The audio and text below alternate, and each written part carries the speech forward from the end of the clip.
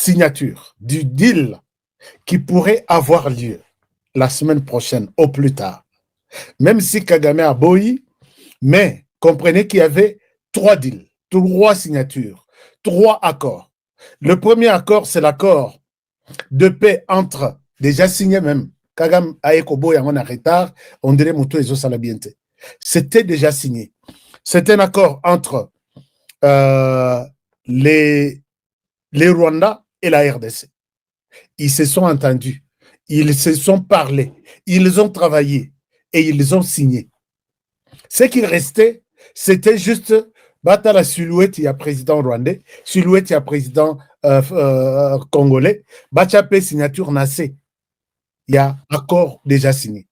Mais Kagame, comme il n'a jamais cru à un quelconque accord, il dit, bon, cet accord-là a été conçu avec beaucoup de fautes, beaucoup d'erreurs, beaucoup de fraudes.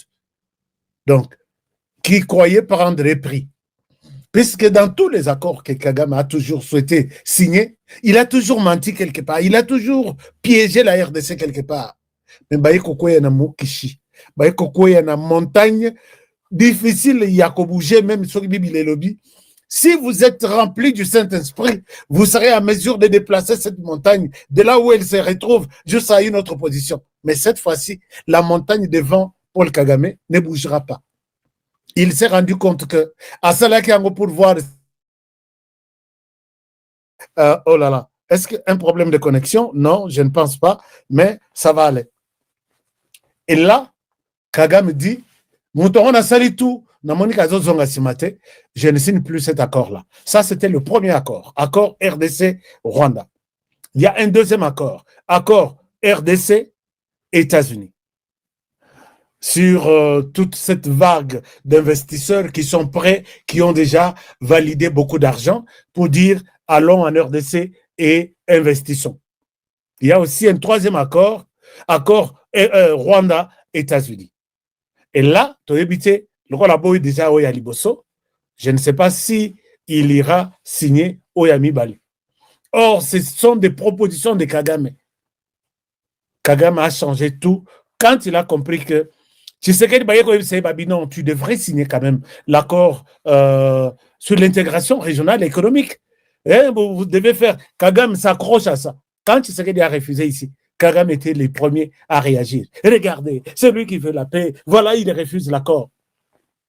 Maintenant, Tshisekedi maintenant, a kangi Kagame na coin penda ya coin ya linzaka.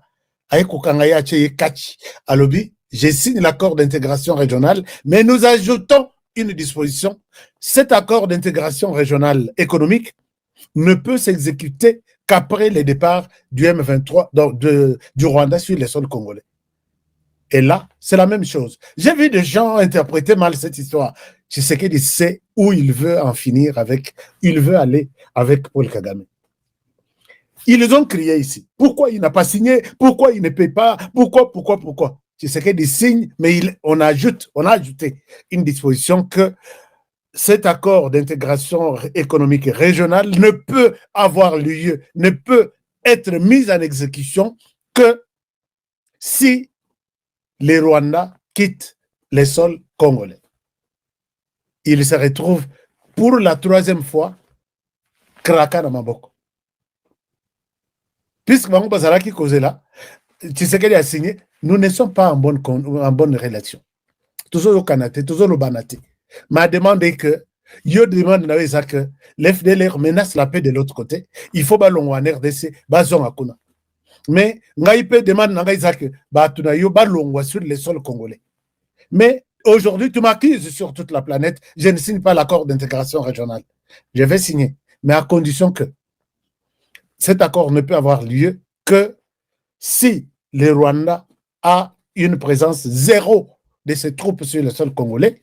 Et même chose avec l'FDLR, vous allez les recevoir. C'est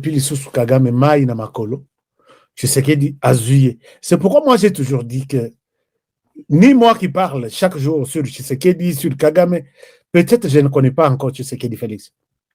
Puisque là où nous attendons le moins, c'est là où il part et il réussit toujours. Kagame ne peut plus réclamer quoi que ce soit, puisque l'accord, tu sais qu'il a signé. Et voilà, il dit, d'ailleurs, Bilok Rabino accord wana na signé ngote et zabiente. Est-ce qu'il a senti que Bacheye dos au mur? Jusque-là, chers amis, nous sommes sur une bonne direction. Kagame peut à chercher toute façon. Il y a qu'au dribbler Bisso à Zuité. Toutes les façons à qu'au dribbler Bisso à Zuité. J'ai une révélation. J'ai une grande alerte que j'ai faite dans cette émission aujourd'hui. Et ça, Maman Wagner Kayikwamba, cette révélation que j'ai faite aujourd'hui, c'est à vous. Et je la fais aussi au président de la République. Prenez en compte ce que je vous dis aujourd'hui dans cette émission. C'est pourquoi je suis venu. Mangou Yakosarana, là où j'étais, je dis, je dois laisser ça avant que Batubalala, je dois dire ça. C'est pourquoi je vous demande de liker cette émission. Faites-moi un like, c'est-à-dire vous me faites ça. Voilà, vous me faites ça. Et puis, je pense que ça va être quelque chose de bon. Vous voyez que je ne suis même pas en studio, je n'ai même pas mes trucs que je peux mettre derrière. J'ai juste fait quelque chose pour que vous allez informer. Partagez au maximum cette émission d'aujourd'hui. Partagez au maximum, likez au maximum. C'est pourquoi moi j'ai toujours pensé à revenir à Jules Mouteboa, Mwaka, Mwana Mayele Lissous. Ah, Papa Donna, Mwana Mayele, Mwana New York, comment ça va? J'ai vu que vous avez tenté de me rejoindre sans succès. Je suis toujours avec vous, de cœur avec vous. Sans oublier maman Abigail, tous ceux qui me soutiennent, tous ceux qui me soutiennent dans ce travail, je suis vraiment avec vous. Alors, la première des choses, je voulais expliquer que l'accord pourra avoir lieu. Cette fois-ci, j'ai fait une prophétie, mais n'oubliez pas que ma prophétie est bêta, moi, Mouké, à côté rarement. La semaine prochaine, entre le 21 jusqu'au 25, je suis sur les dossiers. C'est pourquoi je dois me retrouver aux États-Unis le plus vite que possible. Parce que je dois couvrir avant les deals, pendant les deals et après les deals. Je suis là. Et je le ferai dans frais personnels. Ah oui. Je vois vous pouvez partir. Moi, je partirai dans frais personnels. Je n'ai demandé aucun rond à quelqu'un. Je le ferai. Je vais expliquer aux Congolais, puisque c'est les résultats, c'est mon résultat aussi du combat que nous avons commencé à mener depuis 2 années avec Félix Tshisekedi pour contraindre Kagame à quitter les sols congolais. Et il va quitter. C'est pourquoi je vais vous amener dans la deuxième partie de cette émission jusqu'à Goma. Je vais vous amener à Goma, vous montrer que la peur a vraiment changé de camp. Ils ont tenu une réunion. Ils ont tout fait en se posant la question, puisque Namini Toyo, ils sont en train de suivre l'émission HK Today. Ils se disent, d'abord, on a cette réunion dimanche. Nazaki n'a tenté la bino émission, lundi, mardi, lelo mercredi na lobby, je vais tout dévoiler. Makenga a kidnappé Batuna Enyos, Nord Kivu, Sud Kivu, tous ceux qui dirigent l'M23. Il leur pose la question, comment ils sont en contact de tous nos plans, toutes nos discussions, qui est le traître parmi nous? Je vais vous donner la suite. Est-ce que Makenga a trouvé les traîtres? À ces réunions, j'avais tous les comptes rendus. Le Rwanda n'a plus de place en RDC. Ça, je vous l'ai dit. Tous ceux qui viennent là, oh, je viens adhérer, ils viennent peut-être envoyés par nous. Vous croyez que c'est vous qui savez comment infiltrer les gens? Nous aussi, nous savons comment infiltrer les gens. Donc, confusion et Koko Tanaka Nabino Nandenge. Au moins, moutoyer. Je suis venu adhérer. Donnez-lui la carte, donnez-lui tout. Mais je peux vous dire, peut-être c'est quelqu'un que Honoré, j'ai dit, vas-y. Tu restes à Goma. Tu restes avec eux. Dans le babongo pour que vous êtes dans le contrôle de l'histoire. Ça, je vous dis, hein. Je vous dis, même dites à votre chef Kagame que nous avons tellement infiltré ces gens et nous leur avons montré comment nous infiltrer. Et là, nous sommes contrôlés par ces gens. Moi, je n'ai jamais caché. j'ai dit, je suis avec vous. Même là où Makenga dort, lundi, à Lalina, je vais vous donner tous les détails. Lelo n'a évité ce qu'on wapi. Chaque jour, il dort à un endroit différent. Makenga, si tu m'écoutes, lundi, au Lala qui place Moussousou, et pas à Monga Chuchu, résidence côté à fleuve, lac Kivu. Mardi, ok, là, la place, il y a non loin, il y a qu'un marché. Mercredi, Lelo, au Lali, na résidence, il y a Bahati Lwebo. Je te dis, na évité Lelo, na Bouto, Lala Wapi, je suis au courant de là où tu es. Et si je suis au courant, les services de mon pays sont au courant aussi. Réunion au Salaki dimanche, tu n'as rien fait. Tu dois reprendre notre réunion. Il a même changé les cartes SIM des gens. Je vais vous parler. Makenga, tu es ici, et tonton en RDC, et tu as mon coussé. Chers amis, on évolue, je suis en train d'annoncer, moi, il y a solo pour aujourd'hui, pour vous montrer que ces gens-là, Bazaba petit, puisque je contrôle certains. Ah oui, je contrôle certains.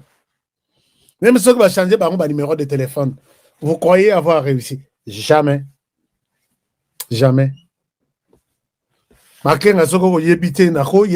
suis dans ton téléphone. Peut-être je suis dans ton téléphone.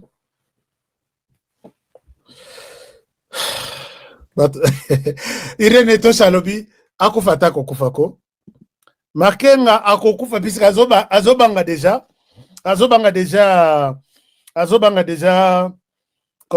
comment on appelle ça? Azobanga badrone ke bako monaï. Azola la isika mokote, azokota na bureau a revendre te, a revendre la Libanda, ou soit na Kigali. Je vais vous dire tout. Alors, chers amis, commençons cette émission par remercier tout le monde qui a été avec nous pendant tout ce temps.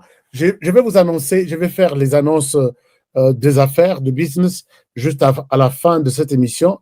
Et Nabino Congolais, pour parler un peu de la République démocratique du Congo, notre beau pays Nabiso Ezala qui est obligé à complot international.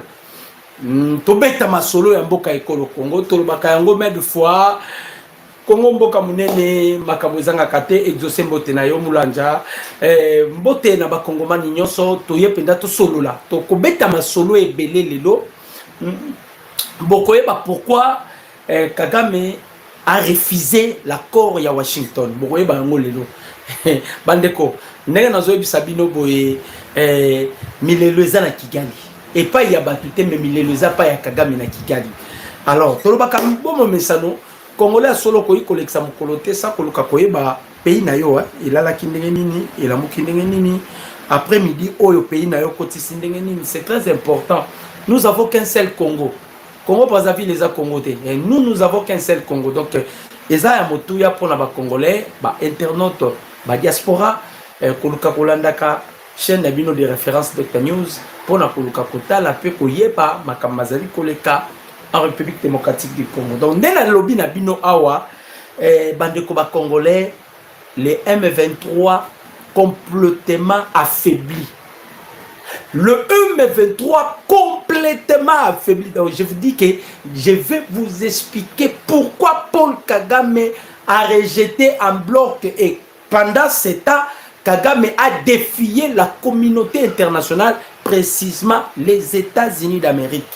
Lobby a kotisa ki réunion, makamonino ya lobby na réunion, tokobeta na bino di solo, boyeba, mai mazali koleka, ndenge tolobaka mais de fois bandeko ba Congolais. Chaque chose a son temps. Et le connaît que ça na temps on Ecclésiaste azolobati. Ezala na temps mo pe ezala rapona kolela, mais ezala kana temps mo ko pe pour ba se réjouir. Donc j'ai besoin de vos commentaires, beau commenter émission, beau partager puis beau liker et zangai serviteur na bino moto wapa ka komeme na bino basango ya mboka ekolo Congo. Question nanga na zotuna. Question nanga. Et ça question moro pertinente. Bato nyonso bazwa ki mokano ya kokende ko s'allier derrière les M23. Des Congolais, sont des Congolais. tout le monde qui ba Rex Kazali, tout le monde qui ba Franck Kidiongo, tout le monde qui beaucoup de Congolais. Bateau nyoso bazwa ki mokano d'aller s'allier derrière M23. Sort nabino ekuzala nini. Pour bolande mission eboyo ka sort nabino. Peut-être peu boza informer plus que nous. Mais nous aussi nous voulons informer au peuple congolais. Ba Congolais ba yeba pourquoi Kagame a dit que les accords contiennent de la malhonnêteté. Pourquoi Kagame a dit cela? Quel est le vrai message Oyo Kagame a vu pour dire que les accords sont na ba malhonnêteté. Notre loi maintenant va travailler. Notre loi va agir. Na ba union so bakenda ki derrière le M23. Bato bakanisa ki M23 ko comme parti politique parce que wana ezaya ki parmi ba cartouche oyo ba rebelle bane ko préparer. Et ils pensaient que le M23 est comme un parti politique. Mais en Azoebi Sabino, les choses tournent au vinaigre. Makamboza li sou ndenge zala kite. Nalobi na bino, makamboza li sou ndenge zala kite. Kagame qui pensait qu'il resterait éternel. Peut-être moi on en a van nende à remplacer. C'est ce que Kagame zala qui n'en a pas pensé naïe. Peut-être moi on a van nende à remplacer. Mais ce qui est sur le terrain bandeko ba congolais, calcul ya batu baleli. Et puis bato bazolela, ezaka bloc ya ba ennemi. Bandeko ba congolais. Bolanda qui président Tshisekedi devant ba diaspora na lobi bo commenter émission, bo partager, ba congolais nyoso bazala informer. Le président Tshisekedi loba kinini. Nous attendons les invitations. C'était ça la parole du président Tshisekedi. Alors, que ça soit Doha, que ça soit Washington, makambo etambola kitoko. Que ça soit Doha, que ça soit Washington, makambo etambola kitoko. Mais je vous garantis que très bientôt là, nous serons invités à Washington avec une invitation officielle. Tokozana Washington na homologue na ngai pour na kokende ko finaliser makam. Mais ah nazo ebisa bino déjà Kagame akokende na été. Même ba pesidat Kagame akokende te. Akotisa ki réunion lobby yango na lobby na yela betela bino lisoluti. Boyo kana makambo wango réunion nini Kagame akotisa ki makambo nini ba lobby. Makambo nini Kagame a lobby. Mati nyonso ezalaka ndenge moko te. Calcul ya kaye na calcul ya terrain, il y a une différence. Kagame azalaki sur na ba cartouche na ye, mais je vous dis bandeko ba congolais, moi je me pose seulement la question, quel sera maintenant des sorts ya ba congolais oyo bazalaki na conscience c'était bandima ki ba kende ko s'allier derrière bananga dans le but que ndenge bananga bazwa ki deux grandes villes négociation ngé ko salama bananga bangai ba s'en sortir sans tenir compte que les M23 les groupe ya ba rebelle et la kana statité donc la groupe ya ba rebelle et la kana statité il y a de certaines négociations au ba rebelle ba kozala na prité ba kozala na bakozala na opportunité teto bakozala na liberté de s'exprimer bakozala na ngote parce que ça parti rebelle loko les a parti rebelle bakozala na opportunité te batu batena ki kota biloko wana te ki mutema mabe ya batu no bazana ngo envers mukonza mboka. Ils sont décidés d'aller s'allier derrière le groupe rebelle. Mais n'est pas que quand on a un groupe rebelle, kuna makambo baluki. Makambo baluki. D'abord pour William Ruto. Pour William Ruto. Bandeko. William Ruto, Balobi, l'agitation des routes dévoile tout. Plus de 9000 étrangers aux arrêts à Tanzanie. Bakangi 9000 étrangers na Tanzanie. Pour na William Ruto. 9000 étrangers bakangi na Tanzanie qui avait l'intention, il est tenté de déstabiliser le pouvoir ya mama wana tanzanienne. Yango boka ki mwana mwasi wana, il a fait l'appel pas à président Tshisekedi, il a fait l'appel pas à Evariste Ndayishimiye que va se retirer na EAC. Bakangi 9000 étrangers. Na 9000 étrangers bakangi bandeko. Il y a ba Kenya na kati, ba Uganda na kati, ba Rwanda na kati. 9000 bakangi. C'est-à-dire ti bandeki kokota. Paul Kagame déjà ebaki a précipité qui peut ebaki que si réellement balandeli ba accord, balandeli ba principe ya accord, ba se référer na résolution 27 613 ou 73 Kagame, pardon, 73 ou 73 27 73 ou 73 Kagame a ebaki ke akozala épargné te.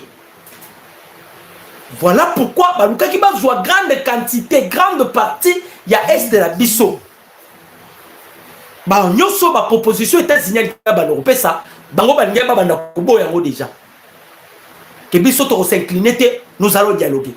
To s'incliner te, nous allons dialoguer. Nyoso ba taki na mesa ba ndeko ba congolais. Nzambe ya ba congolais à confondre Kagame. Nzambe ya ba congolais à confondre même Emmanuel Macron. À confondre même, c'est-à-dire les multinationales ou les entreprises ya ba multinationaux où ils allaient qui financer rébellion à est de la République. Bandeko esili. Je me souviens encore les jours où le président Tshisekedi a décidé qu'il kolata et lamba ya pembe. Les Arabes qui signent la victoire, biso ba congolais belé, to randa qui compte dans côté. Alors, ba Kagame bande ko luka bien ba parti ya munene ya Congo parce que tant que comme makamba dialogue, Tshisekedi sera bloqué.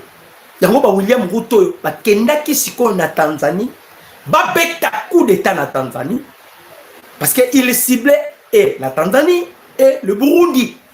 Ceux qui va frapper Tanzanie, va frapper Burundi directement Fizina ou Vira et Kozala en danger. Ça, c'était leur carte machiavélique qui n'a mis ça pour nous déstabiliser parce qu'il envisageait Grand Katanga. Il envisageait Grand Katanga. Bande Koba Congolais. Loba nanga ikaka na ba commentaire tu soutiens le président Tshisekedi pour makambu boko yokawa boko comprendre que Tshisekedi est un phénomène. Comment dans la commentaire, tu soutiens le commandant suprême, le président Tshisekedi. Lobaka kozo soutenir. Donc, à tozo lo banabinowa,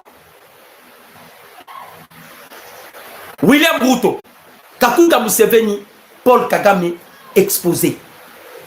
Exposé. Sony, Basalaki a tout pris bako isa mama wana. Totindika bataillon moko.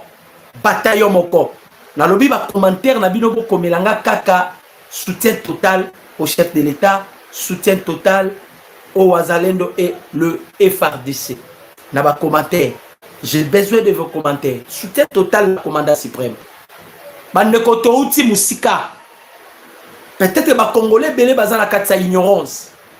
To uti musika ti to komi na niveau yo si le président Tshisekedi n'avait pas un cœur. Bande comme na minute yo boko to bite place ses amis. Ce qui président Tshisekedi azalaki na mutema te. Mais na minute tozo le lande pour la bana na biso parce que biso déjà Kabila sacrifié biso non. Tonga to comme akolela pour la bana na biso. Tshisekedi a un cœur. Nzambe na lola. Oh na zoloba, c'est une prière qui vient au fond de mon cœur. Nzambe na lola na bonde le paille na yo nzambe. Kota la ba défaut to ba erreur ya président Tshisekedi te. Baki sela e mikolo. Pesa lisusu Tshisekedi mikolo. poto sila na penza bien na Kagame pesa président Tshisekedi mikolo place azana oyanzamba batelai bandeko nane sengo na niveau vous ne pouvez pas imaginer et lokoto bandai ko luka yango yoye et lokoto bandaki ko luka yango yoye. Voilà maintenant la faiblesse de certaines personnes. Na place ito bunda sur le plan diplomatique. Baro baro miko kele ko finga même Thérèse Kaikwam. Zemi ya Kaikwam de talibino. Elle est enceinte. C'est normal, non? Les adversaires sont déjà affaiblis. Ah, nazolo banabino awa. Moko asanosi azongeli kotangisa. Je m'aimerais quand même natanga Nandenga mabete boyo kanatanga. Awa batu bako changer ba profession. Boyo ke Azaria Sourouberwa alobia osa sous politique akesa elanzambe. Boyo kalisuso. RDC. Vital Kamerhe reprend les enseignements à l'université de Kinshasa. L'ancien président de l'Assemblée nationale, professeur Vital Kamerhe, a annoncé ce lundi 10 novembre 2025 la reprise de ses activités d'enseignement à l'université de Kinshasa. Dans un message publié sur ses réseaux sociaux, il a exprimé sa volonté de transmettre son savoir, son expérience et ses connaissances à la nouvelle génération d'étudiants. J'ai décidé de partager mon intelligence, mon expérience et ma connaissance avec la nouvelle génération. Je donnerai le meilleur de moi-même afin que cette génération soit la meilleure, qu'elle surmonte tous les obstacles qui freinent encore le développement du Congo, a déclaré Vital Kamerhe. En tout cas, Nzambe, Mutuna mdaomi kozongela makambo na ye nalobi mutuna mutokomi kozongela makambo na ye na banda ko ebisa ba congolais bosalaka blague na politique bokosaka biso. Nous avons qu'un seul politicien à niveau plus élevé, c'est le président Tshisekedi. Il a démontré la politique na niveau batu bakoiko kondimate. Il a démontré ses capacités.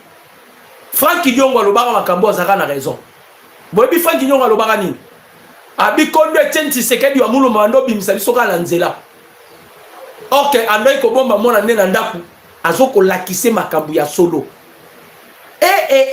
Bandeko. Niveau makambo baluki na lobi na koyebisa bino makambo sali ke Kagame aboya accord ya Washington. Bozo yo kango sikoyo. Je vais vous parler. Pourquoi Kagame a refusé et il a rejeté en bloc les accords de Washington? Azaria Sourouberwa si atala qui prophétise. Wana balak. Atala bien. Tshisekedi modèle wa memeli politique. Nami kimela na ngai kala maramanzambe. Okosa l'église libanda, okosa l'église awate Roubero. Awate. Okosa kende kosa l'église ou bien en Afrique du Sud ou bien en Rwanda. Pas question de Roubero en tant que pasteur dans la République démocratique du Congo. Wana Christian Chiwewe double. Christian Chiwewe double. Tu as décidé de servir, allez servir soit en Afrique du Sud, là où vous êtes, ou bien aux États-Unis, ou bien au Rwanda. Pas en République démocratique du Congo.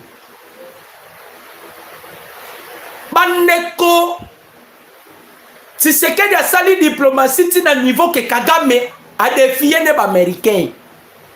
Touche, on a touche. Tolo bagalabino med fois, bandeko.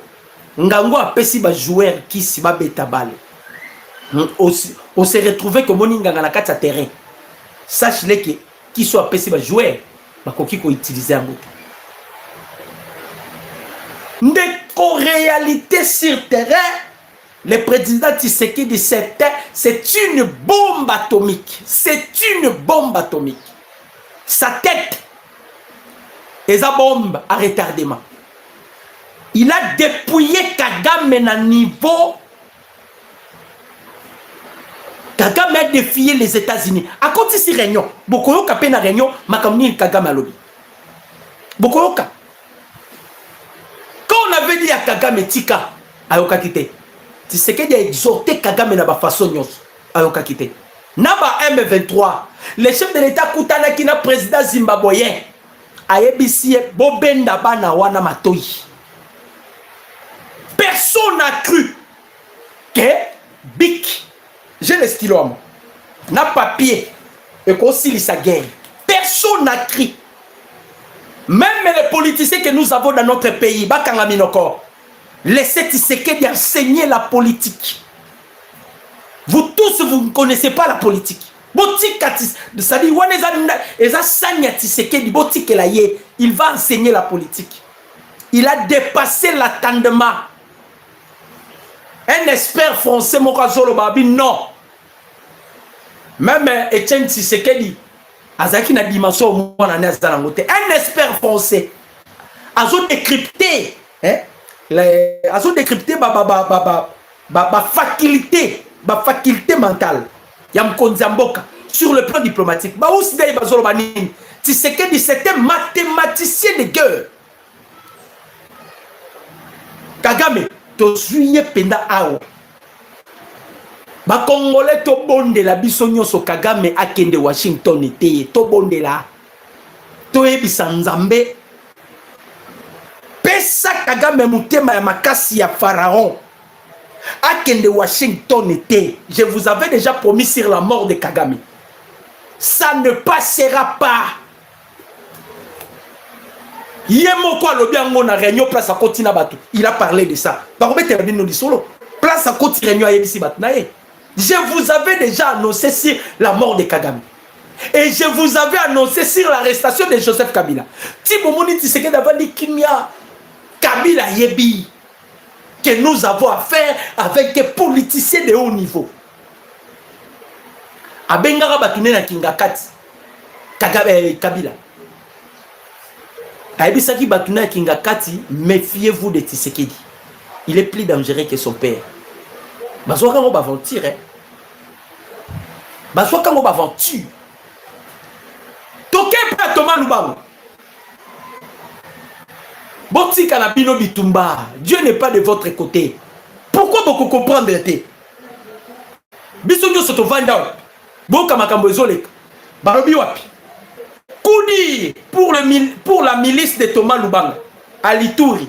Les FRDC frappent encore à Djougou. C'est lundi ici, lundi à Lelo. Les FRDC annoncent avoir récupéré plus de 12 armes AK-47, 1495 munitions et 37 chargeurs lors d'opérations militaires contre la milice CRP de Thomas Lubango est allié au M23. L'armée poursuit ses opérations. Ala Minduki. Minduki Angoyo. Ah.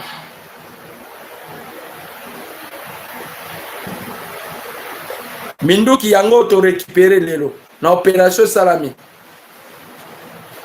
Mission. Yango Wana.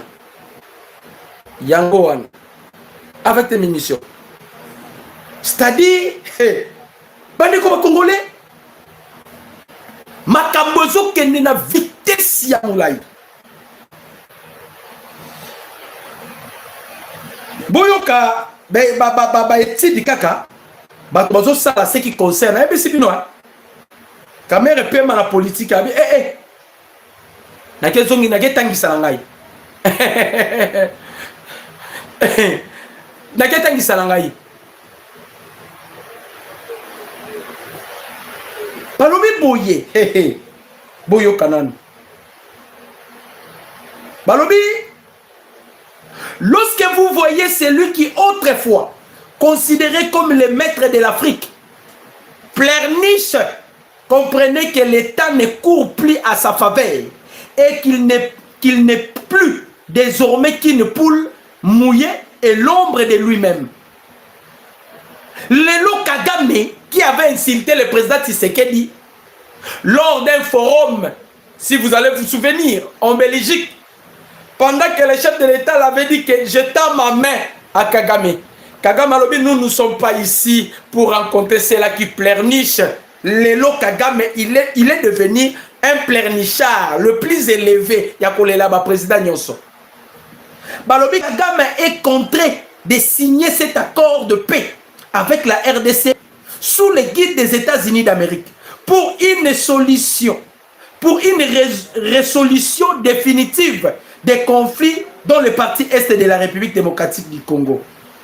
Les Congolais de mauvaise qualité qui se sont liés à cet individu avec l'idée que c'est toujours lui qui a le dernier mot sur qui pour diriger la République démocratique du Congo se sont trompés d'époque et ils n'auront que leurs propres yeux pour plaire et constater comment les choses vont s'arranger sans lui ou avec d'autres personnes. To bakina Kagame. Sikoyo bandeko ba Congolais to panza pe teket. Oui, bah pourquoi Kagame il n'a pas voulu s'incliner devant les accords ya Washington? Pourquoi Kagame a boyango? Yango sikoto ngi toloba.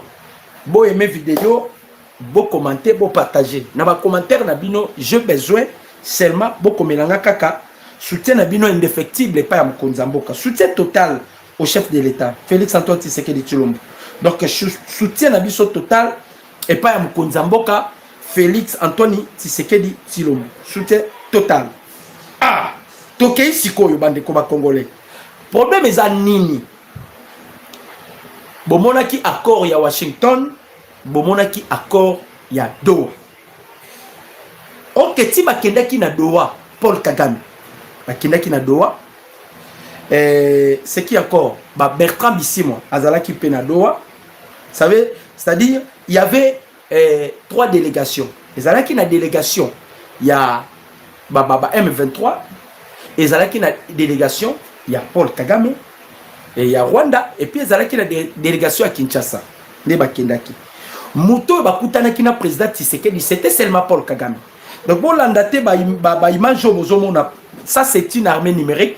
Il y a M23, ba image mona ba otia batie président Tshisekedi nanga tikali konyata kuna te parce que nanga c'est un condamné à mort. Sora sali ba blague kei ba koyi oliai. Alors tangu ba komi kuna boyo kali solo ba komi kuna ils ont eu ya kosolola à la fin des comptes Tibo Moni Kagame azongaki na un accord préliminaire, donc pré-accord, les accords préliminaires bapesi Kagame bapesi ba M23 bapesi na République démocratique du Congo. Donc les accords préliminaires pour la finaliser, le parti prenant tenio so bazana ba document na maboko na bango. Kagame bazana oya document, les M23 bazana oya bango document, la République démocratique du Congo bazana oya bango pe document. Mais biso to l'élite to boni Kagame bandi ko lela bala moko. Biso to zuya biso document. Ba M23 bazuya bango document. Toyoki Kagame leli. Paul Kagame a kotisaki réunion lobby. A kotisi réunion. Ba William Ruto, ils ont pris part à la réunion, on a par vidéoconférence. Na ba Museveni. Na réunion wana Kagame dénonce que nani Donald Trump il veut sa tête. Aïbisi ba Ruto déjà ba nani que à lire on voit les choses. Na comme on a déjà Paul Kagame et pardon Donald Trump a besoin de tout nangai. Oh, tango abandé ko ça la communiquer na lobaki ba kambo il y a la malhonnêteté tout consort. Il avait d'abord, après avoir rejeté les préaccords de Washington, hein, Kagame après avoir rejeté Ango, il a eu peur d'être éliminé. Il appelle maintenant des Rwandais de résister devant les Américains. A komi ko senga bango na résistance. Bato yozo senga na résistance, c'est ça bato yo bomisiti. Bino pe ba Rwandais soki bokoti na magui ya Kagame, ça me fera mal. La personne qui vous appelle de se résister qui vous appelle aux résistances devant les États-Unis, qui veut vous... les États-Unis qui se battent pour votre délivrance, parce que vous vivrez en enfer. Si vous vous inclinez de Paul Kagame, c'est que vous êtes malade. Kagame a bombité à Yebisi Baruto, à Yebisi James Kabarebe, c'est ma tête que les États-Unis cherchent. Et bon, yo, il kala ke ba oluka mutu na. Yo, ba américain ba yebi ke yo ko respecter le côté.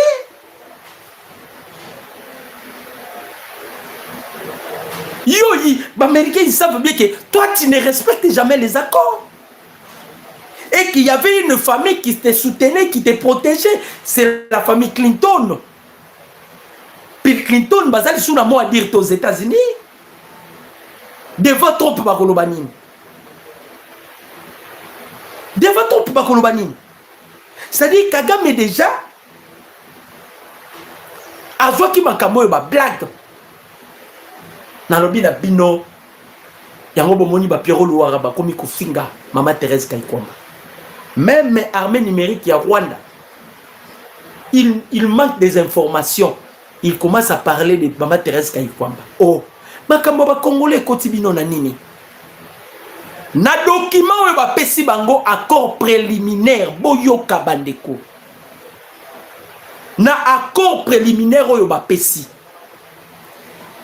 Les États-Unis exigent les retraits de M23.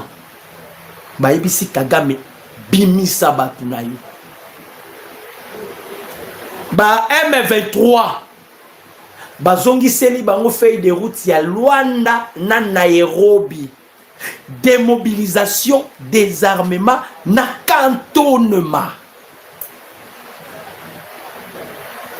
Boyebi ke banani ba M23 ba bundaki pour que reconnaître bango lokola ba parti politique bazali na besoin ba reconnaître M23 lokola parti politique. Les États-Unis d'Amérique par l'ordre de Donald Trump, il a refusé catégoriquement. Bobo Sanate, les Américains basala chaque. Les États-Unis ne peuvent jamais négocier avec des terroristes. Les M23, ils ont reconnu comme un mouvement terroriste. Les Américains ne peuvent en aucun jour négocier avec des terroristes. En aucun jour. Basala Shark. Et la loi qui règne aux États-Unis. Les États-Unis d'Amérique ne négocient pas avec les terroristes. Donc, baboyini bango na nos partis politiques. Bakei pour na brassage na mixage, les États-Unis a refusé. Bandeko. Tant que Paul Kagame lobike, il y a la malhonnêteté, c'est-à-dire Kagame moni nyonso zozonga na maboko ya Congo. Pour na Kagame moni ke yé loko ezali susute. Yango lobiki, il y a beaucoup des irrégularités, il y a la malhonnêteté. Aleli munoko mboka. Kanga batu na osalini bibisa bango. Yango bomonya zobenga. Ah bandeko, il appelle le peuple rwandais de se résister devant les Américains. Et puis chose la plus grave au boyebité, bandeko ba congolais. Bobi makambo Kagame uti ko sala. Kagame a des sérieux problèmes avec Donald Trump. Nazo bisabino problème Kagame azala. Na lobby des sérieux problèmes. Donald Trump, c'est un protestant. Donald Trump, c'est un protestant. Donald Trump, baïnyo so bazo telemela ba église. Bazo faire face à Donald Trump. Kanisa, ce qui vient de se passer dans Nigeria. Le président nigérien, il paraît-il, il tue le fidèle, chrétien, croyant à Zobomabango. Alors Trump s'est fâché contre le président nigérien. Paul Kagame outi ko boma ba chrétien les croyants na Rwanda. Il y a ebelé akangi plus de 4000 églises, mais églises fonctionnaient na Kigali. Parmi biloko yo Paula White Ken, Paula White Kain, aeko ebisa Paul Kagame, il y a aussi sur à ce qui concerne le dossier à l'église. Alors, Donald Trump tellement zalaka sensible na makambuana, Trump a lobi soki to lobi to tika mutoyo, ba bêtise bana ko continuer. Donald Trump a beau mixage na passage où les Américains ont refusé. À ce qui concerne la souveraineté de la République démocratique du Congo, vous savez ce que Trump a dit? Alors, on ne négocie pas pour la souveraineté d'un État ou d'un pays ou d'une nation. La souveraineté d'une nation, ça ne négocie pas. Donc pour la souveraineté à Congo, botika lisole zate. Azongeli maloba lutaki koloba na Assemblée générale ya Nations Unies na discours aloba ki souveraineté à bamboka négociation za la raté. Donc a tozolo bana binowa ba Bertrand Bisimwa ba Makenga wana kutu na ba Willy Ngoma Makenga zongi lisusu zamba ba Bertrand Bisimwa ba Nanga. Il faut pas procéder démobilisation, désarmement, na cantonnement. Est-ce que Nanga, il sera épargné? Yango bomona qui déjà bango déjà parti à Kuna, bah comment il koluka déjà et si kanini wa kokimela. À partir déjà Kuna. Donc il m'a bé koti na dimension oyo bokoyi ko imaginer te. Kagame a commis na suka. Donc c'est fini pour la Kagame. Ça c'est un déclin. Mutatikala éternel les Alakanzambe. Ça c'est un déclin pour la Paul Kagame. C'est fini. L'histoire a pris fin. À la place à Koki Menate Kagame. Ce qui a boyi kaka. Na monaki document moko ekotelinga awa. À ce qui concerne les accords, pardon, à ce qui concerne l'invitation, document moko ekotelinga. Mais jusque-là, je n'ai pas encore vérifié. Mais, c'est comme si Donald Trump a disposé déjà d'invitation pour ces deux présidents pour prendre part. Mais je vous informe déjà que Kagame a lobby en haut. En tout cas, Bissot s'incliner pour la nine. Parce que c'est Karabim. Est-ce que Nabi, tous à la non raisonnable, soyons raisonnables. Est-ce que la République démocratique du Congo est partie à Rwanda?